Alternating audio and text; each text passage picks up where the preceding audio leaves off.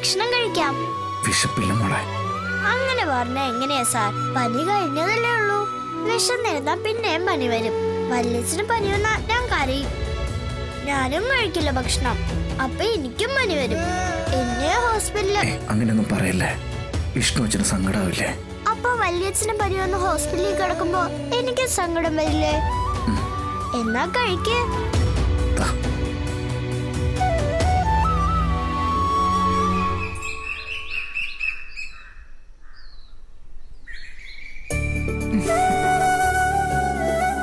കുടിച്ചോ?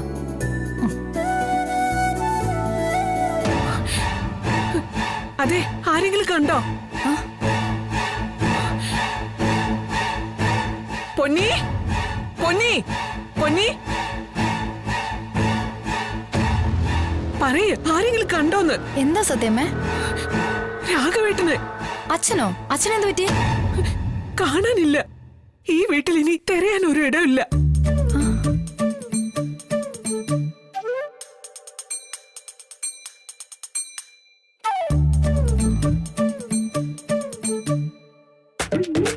പിള്ളേ, രാഘവേട്ടന് പുറത്തെവിടെയെങ്കിലും കണ്ടോ?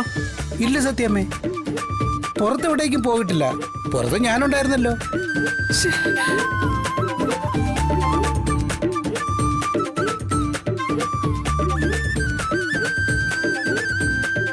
പൊന്നി, നീ ഒന്ന് പോയി നോക്കിയേ. ദൈവമേ,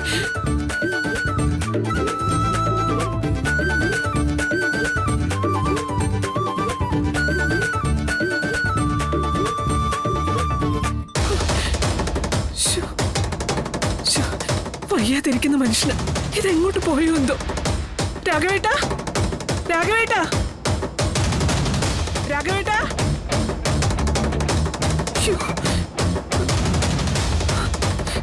അവിടെ എങ്ങും കാണാനില്ല. എല്ലായിടവും ഞാൻ നോക്കി.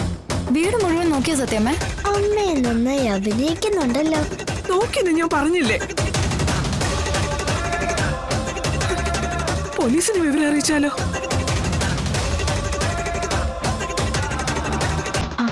സത്യമേ, അച്ഛന്റെ ഫോണിലൊന്ന് വിളിച്ചു നോക്കിയോ?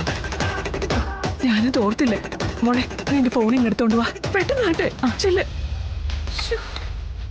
എന്റെ കൈയും കാലും ഓടുന്നില്ല. ഒറ്റയ്ക്ക് എവിടെയും പോകാത്ത മനുഷ്യന് കുറച്ചു നേരം ഒന്ന് നടക്കണമെങ്കിൽ ആൾ സഹായം വേണം. ഇപ്പൊ എവിടെയാണോ അങ്ങോ. ഒന്ന് പെട്ടെന്ന് എടുത്തോണ്ട് വാ എന്റെ ഫോണ്.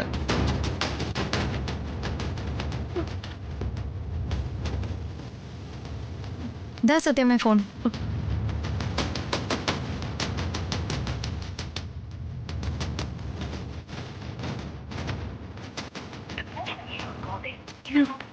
ബിസി ആണല്ലോ മോളെ. ഒന്നുകൂടെ ഒന്ന് ശ്രമിച്ചു നോക്ക് സത്യമേ. ഫോണിൽ ആരോടെങ്കിലും സംസാരിച്ചോണ്ടിരിക്കുകയാണെങ്കിൽ കോള് വരുന്നത് കാണുമ്പോ കട്ട് ചെയ്തിട്ട് തിരിച്ചു വിളിക്കും.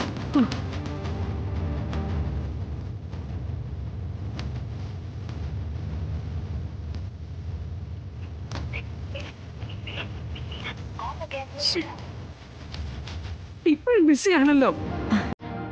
ചിലപ്പോ ഇങ്ങോട്ട് തിരിച്ചു വിളിക്കായിരിക്കും. സത്യമേടെ ഫോണും ബിസി ആണല്ലോ. അങ്ങനെയൊക്കെ ആലോചിച്ച് സമാധാനിക്കാൻ പറ്റുമോടി? കാലിടവി എവിടെയെങ്കിലും വീണു പോയതാണെങ്കിലോ, ഫോൺ കയ്യിൽ നിന്ന് തെറിച്ചു പോയതാണെങ്കിലോ, അല്ലെങ്കിൽ ഫോൺ ആരെങ്കിലും എടുത്തോണ്ട് പോയോ? ചിലപ്പോ ഇനി അയാൾ സംസാരിച്ചോണ്ടിരിക്കായിരിക്കും ഫോണില്. ഇനി വൈകിപ്പിക്കാൻ പറ്റില്ല. പോലീസിൽ കംപ്ലൈന്റ് ചെയ്യാം. പിള്ളേ വാ, നമുക്ക് പോലീസ് സ്റ്റേഷനിലേക്ക് പോകാം. ആ ദേ വന്നല്ലോ.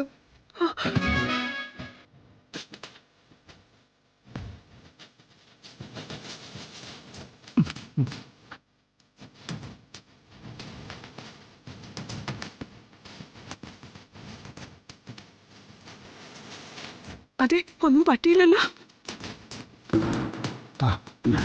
ഇരിക്കച്ച.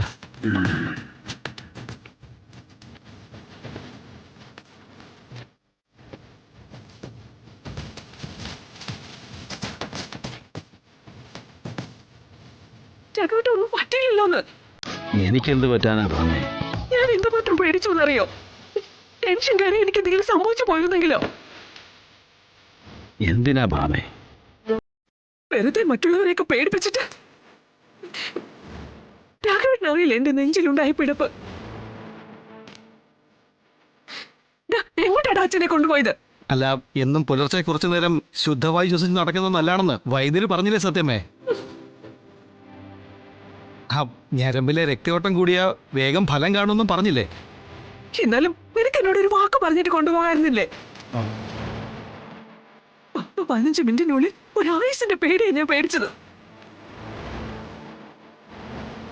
അങ്ങനെ നേരത്തെ പറഞ്ഞ ഞങ്ങളുടെ പ്ലാൻ സീറ്റിൽ പോയില്ലേ സത്യമേ? സത്യം പറഞ്ഞതുപോലെ ഞാൻ ഇപ്പോഴാ ഇടപെടേണ്ടത്. സത്യമേ, ഒരു സംശയം. അച്ഛന് 15 മിനിറ്റ് കാണാതായപ്പോ സത്യമ്മ ഒരുപാട് പേടിച്ചെന്ന് പറഞ്ഞില്ലേ? വല്യച്ഛൻ ചേച്ചിയമ്മയെ കാണാതായിട്ട് 6 വർഷമായില്ലേ? അങ്ങനെയാണെങ്കിൽ വല്യച്ഛൻ എന്തുമാത്രം പേടിച്ചിട്ടുണ്ടാവും?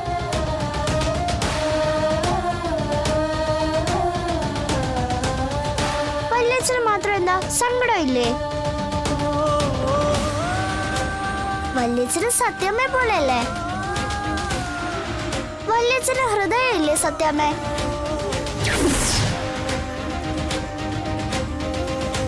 മറുപടി കൊടുക്ക ഭാമേ. നിന്നോട് അവള് ചോദിക്കുന്നേ. മുതിർന്നവരുടെ കാര്യത്തിൽ ഇടപെടണ്ട കുഞ്ഞുങ്ങള്. ബ്രേക്ക്ഫാസ്റ്റിന് എന്താന്നും ഹോംവർക്ക് എന്താന്നും ഒക്കെ അന്വേഷിച്ചാൽ മതി. ഭാരിച്ച കാര്യങ്ങളെടുത്ത് തലയിൽ വെക്കണ്ട, കേട്ടല്ലോ? സത്യമേ, ഞങ്ങളൊക്കെ മുതിർന്നവരല്ലേ? ഇനി ഈ ശിക്ഷ തുടരണോ? 6 വർഷമായില്ലേ വനവാസം? ഇനിയൊന്ന് അവസാനിപ്പിച്ചുകൂടെ? ആളെവിടെയാണെന്നുള്ളത് അറിയില്ല എന്നത് പ്രശ്നമല്ല. സത്യമ്മ ശരിയെന്നൊരു വാക്ക് പറഞ്ഞാൽ മതി.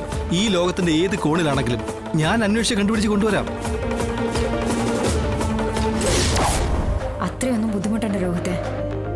സത്യമ്മ ശരിയെന്നൊരു വാക്ക് പറഞ്ഞ അടുത്ത നിമിഷം കാട്ടിത്തരും കുഞ്ഞേച്ചേ ഞാൻ.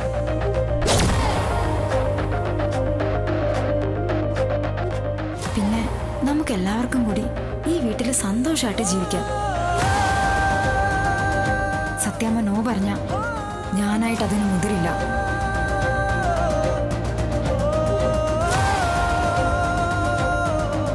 പേടിയാ എനിക്ക്. പിന്നെ എന്തെങ്കിലുമൊക്കെ പ്രശ്നങ്ങളുണ്ടായി പപ്പിമോളെ രോഹിത്തിനെയൊക്കെ എനിക്ക് നഷ്ടപ്പെടുമെന്ന്. അന്വേഷിച്ച് കണ്ടുപിടിക്കുക എന്നുള്ളത് വലിയ കാര്യമല്ല സത്യമ്മേ. ആളെ വീട്ടിലേക്ക് സ്വീകരിക്കാന്ന് സത്യമ്മയുടെ ഒരു വാക്ക്, അതാ വേണ്ടത്.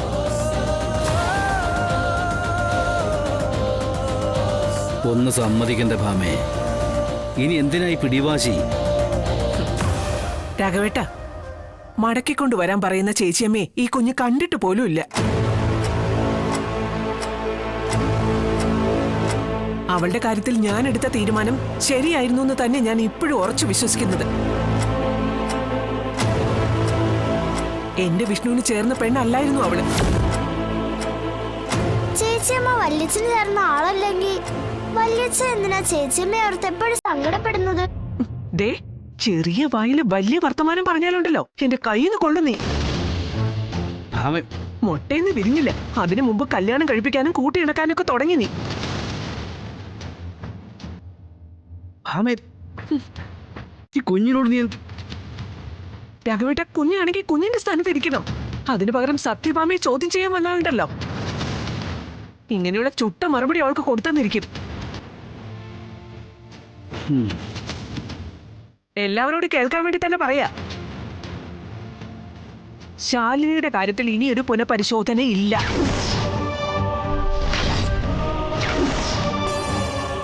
അത് വിധി പറഞ്ഞ കേസാ. ഈ സത്യഭാമ വിധി പറഞ്ഞ കേസ്. ഇനി അതിലൊരു അപ്പീലില്ല. എടാ, നിന്നോട് കൂടിയാ പറഞ്ഞത്.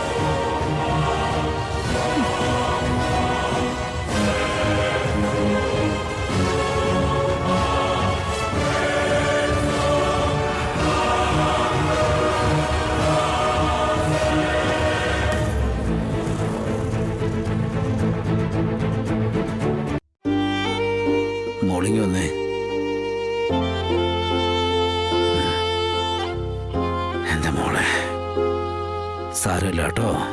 പോട്ടെ. എന്നെ വഴക്ക് പറഞ്ഞാലും സാരമില്ല അച്ഛച്ച.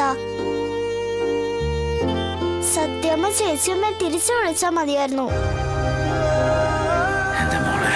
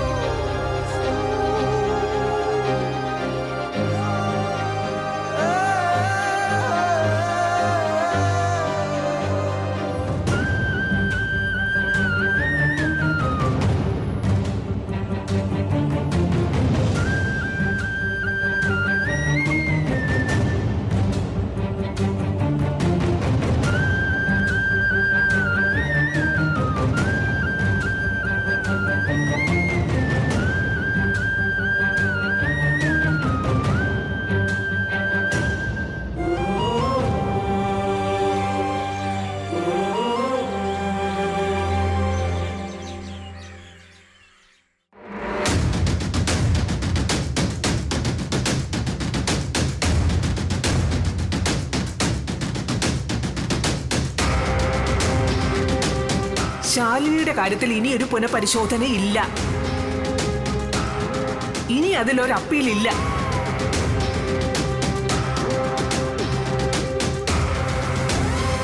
ആ ഷിജു, പെൺകുട്ടികളുടെ ഫോട്ടോ ഫോണിലേക്ക് അയച്ചോളൂ.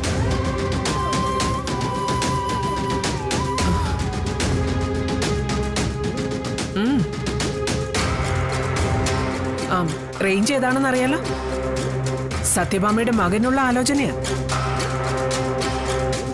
ആ സെലക്ട് ചെയ്യുന്നതൊക്കെ ഞാൻ തിരിച്ചയച്ചു തരാം. അതിന്റെ ഡീറ്റെയിൽസ് ഒക്കെ നോക്കിയിട്ട് നമുക്ക് മുന്നോട്ട് നീങ്ങാം. എന്നാ ശരി, വിളിക്കാം. എന്താണമ്മ മാരേജ് ബ്യൂറോ തുടങ്ങിയ? ആ ഒന്ന് തുടങ്ങിയാലോന്നുണ്ട് എന്റെ മകന് വേണ്ടി. അമ്മ, ഞാൻ അമ്മോട് പറഞ്ഞു ഞാൻ പെണ്ണ് കിട്ടാതെ വീർപ്പൂട്ടിയിരിക്കുന്ന. പറയേണ്ട കാര്യമൊന്നുമില്ല, ഇതെന്റെ ബാധ്യതയാ. ഒരല്പം മനസ്സമാനത്തിന് വേണ്ടിയിട്ടാണ് ഈ റൂമിൽ കയറിയിരിക്കുന്നത്. ഇവിടെ മനസ്സമാനം തരില്ല എന്ന് വെച്ചാൽ ഒരു കഷ്ടമാണ്. നീ ഈ മുറി കയറി അടച്ചിരിക്കുന്നത് തന്നെ എന്റെ മനസ്സമാധാനക്കേട്. നിന്റെ ആ പഴയ ചൊടിയും ചോണയൊക്കെ എവിടെ പോയടാ മോനെ? എനിക്ക് ആ പഴയ വിഷ്ണുവിനെ മടക്കി വേണം. അതിനു വേണ്ടിയിട്ടാണ് അമ്മ എനിക്ക് കല്യാണം ആലോചിക്കുന്നത്. ഒരു പെണ്ണും കൂടി ഈ വീട്ടിൽ വന്നു കയറിയ പുതിയൊരു അംഗം കൂടി ആയി എന്നതല്ലാതെ കൂടുതൽ വ്യത്യാസം ഒന്നും വരാൻ പോകുന്നില്ല അമ്മേ. എന്റെ ജീവിതത്തിലെ സുഖവും സന്തോഷവും സമാധാനവും എല്ലാം. നിർത്തട. ശാലിനെ പറ്റിയാണ് നീ പറയാൻ പോകുന്നതെങ്കിൽ അത് വേണ്ട. 6 വർഷം ആവശ്യത്തിലധികമായി. ശാലിനെ പറ്റി ഇനിയും ഞാൻ പറയുമേ. അയാൾ എന്റെ ഭാര്യ, അമ്മയുടെ മരുമകള്. ആ ബന്ധമൊന്നും അങ്ങനെ അറുത്തുമാറ്റാനൊന്നും പറ്റില്ല എന്ന് നിന്നോട് ആര് പറഞ്ഞടാ? അച്ഛൻ, അമ്മ, മകൻ, മകൾ, സഹോദരൻ, സഹോദരി, ഈ ബന്ധങ്ങളൊന്നും നീ പറഞ്ഞതുപോലെ മുറിച്ചു മാറ്റാൻ പറ്റില്ല. നമ്മൾ വെറുത്താലും ആ ബന്ധം അതുപോലെ തന്നെ ഉണ്ടാവും. പക്ഷേ ഭാര്യയെന്നും മരുമകളെന്നും പറഞ്ഞ അതുപോലൊന്നും അല്ല. മുറിച്ചു മാറ്റാൻ ഒരു തുണ്ട് കടലാസിന്റെ ആവശ്യം മാത്രമേ ഉള്ളൂ. ഡിവോഴ്സ് നോട്ടീസിന്റെ.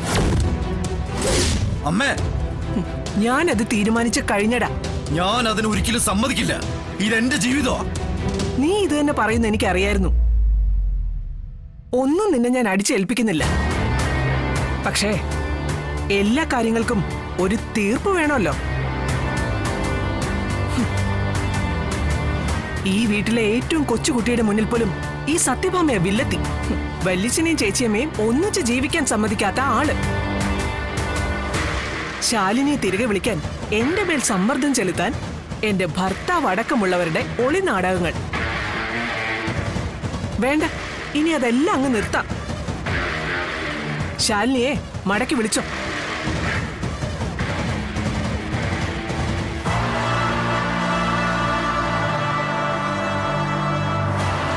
നിന്റെ സുഖവും സന്തോഷവും സമാധാനവും ഒക്കെ അവിടെ കെട്ടിക്കിടക്കുന്നെന്ന് പറഞ്ഞില്ലേ? എന്റെ മകന്റെ സന്തോഷത്തിന് ഞാൻ വിലങ്ങുതടിയാവില്ല.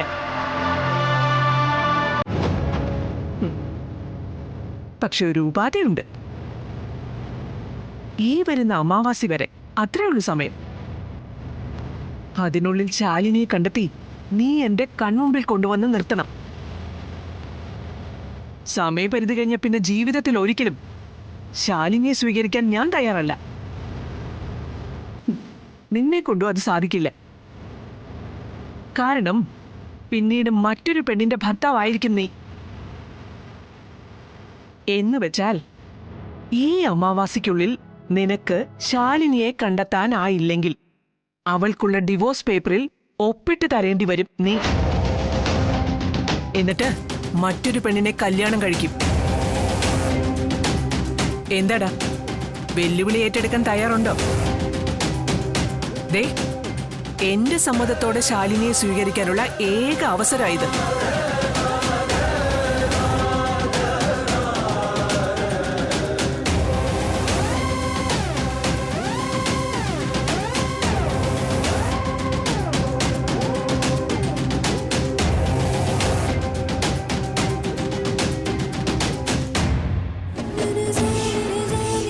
ഭാര്യ ഭാര്യ എന്നൊക്കെ ഊറ്റം കൊള്ളുന്നുണ്ടായിരുന്നല്ലോ കുറച്ചു മുമ്പ് നീ.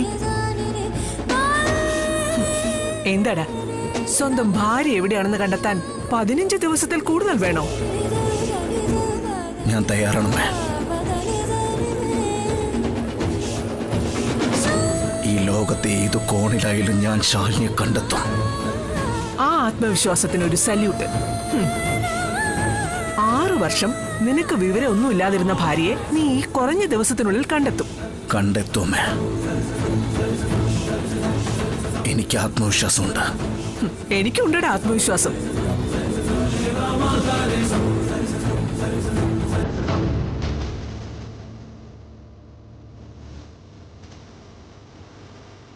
ഒപ്പിടാൻ തയ്യാറായിരുന്നോ വിഷ്ണു?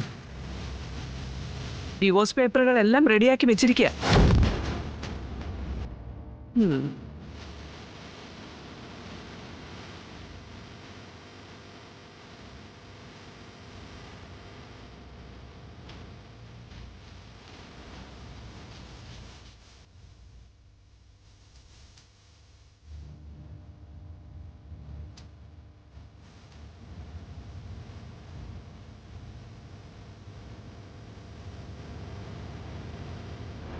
എല്ലാം അറിഞ്ഞല്ലോ അല്ലേ നീ?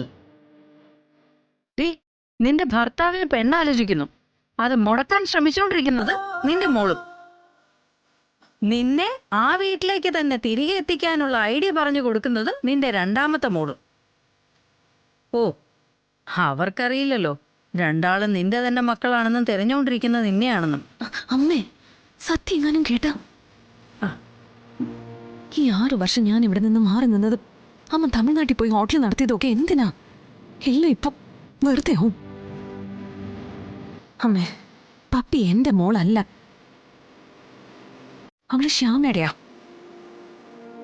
ഞാൻ എത്ര വട്ടം പറയണോ അമ്മയോട്? ശരി, വിട്. ബാക്കിയെല്ലാത്തിനും സമാധാനം പറ നീ. അമ്മയ്ക്കിപ്പോ എന്താ അറിയണ്ടേ?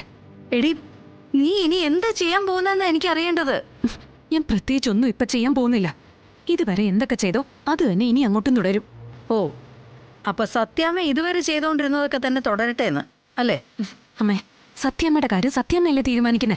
എടി, സത്യാമ്മയുടെ കാര്യം മാത്രമല്ലല്ലോ, ആണെങ്കിൽ മനസ്സമാധാനം ഉണ്ടായിരുന്നു. മറ്റു പലരുടെയും കാര്യങ്ങൾ തീരുമാനിക്കുന്നതും അവരുടെയൊക്കെ ജീവിതത്തിൽ തലയിടുന്നതും ഒക്കെ സത്യാമ്മയാ. നീ പറഞ്ഞില്ലേ 6 വർഷം നീ ഇവിടുന്ന് മാറിയെന്ന കഥയും ഞാനങ്ങ് തമിഴ്നാട്ടിൽ പോയി ജോലി ചെയ്തതൊക്കെ?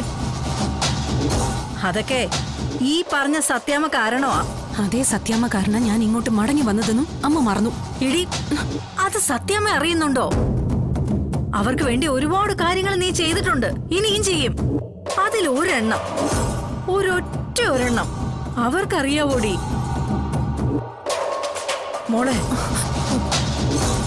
അവർക്ക് നീ ചെയ്തു കൊടുത്ത ഉപകാരങ്ങള് അവരുടെ ഭർത്താവോ മകനോ മകളോ മരുമകനോ ആരെങ്കിലും അവർക്ക് ചെയ്തു കൊടുത്തിട്ടുണ്ടോ? അവരുടെ മകളെയും മരുമകനെയും കൂട്ടി ഒന്നിപ്പിച്ച് അവർക്കൊരു ജീവിതം ഉണ്ടാക്കി കൊടുത്തു. മകളുടെ ഗർഭം സംരക്ഷിച്ചു. അവളുടെ പ്രസവം എടുക്കാൻ പോലും നീ വേണ്ടി വന്നു. അവരുടെ മരുമകളുടെ ഗർഭാലസിന്ന് കേട്ട് അവരുടെ ചങ്കുപൊട്ടി ഒന്നും സംഭവിക്കാതിരിക്കാൻ വേണ്ടി നൊന്ത് പെറ്റ കുഞ്ഞിനെ അനിയത്തിക്ക് ദാനം ചെയ്തു. എടി, അവരുടെ കല്ലെ പിളർക്കുന്ന കൽപ്പന നിന്റെ ഭർത്താവ് ലംഘിച്ചാൽ അവര് ചത്തുകളയുമെന്ന് ഭയന്ന് ഭർത്താവിനെയും കുഞ്ഞിനെയും കുടുംബവും ജീവിതവും ഒക്കെ നീ ഉപേക്ഷിച്ചു. എന്റെ പൊന്നു മോളെ, ഇത്രയൊക്കെ ആര് ചെയ്യുവടി? എടി, നീ അവർക്ക് ഉപകാരം മാത്രമേ ചെയ്തിട്ടുള്ളൂ എന്ന് അവരൊഴികെ ബാക്കി എല്ലാവർക്കും അറിയാം. മറ്റാരെങ്കിലും പറഞ്ഞു കൊടുത്ത അവർക്കത് മനസ്സിലാവുകയില്ല. അവരെ സംബന്ധിച്ച് നീ അവരുടെ ശത്രു മാത്രം, ആജന്മ ശത്രു.